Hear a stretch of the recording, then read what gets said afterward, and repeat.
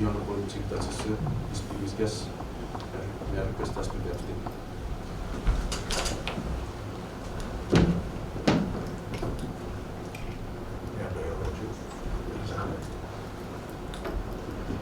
I, Geoffrey Arthur Ackroyd Nettle, swear that I will be faithful and bear true allegiance to the Republic of Fiji according to law, and I will obey, observe, uphold and maintain the Constitution of the Republic of Fiji, so help me God.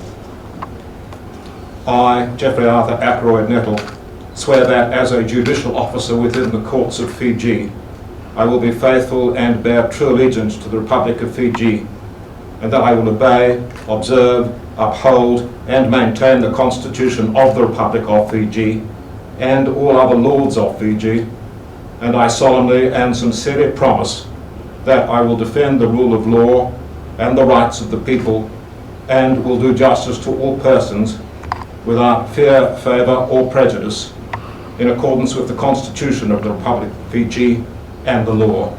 So help me God.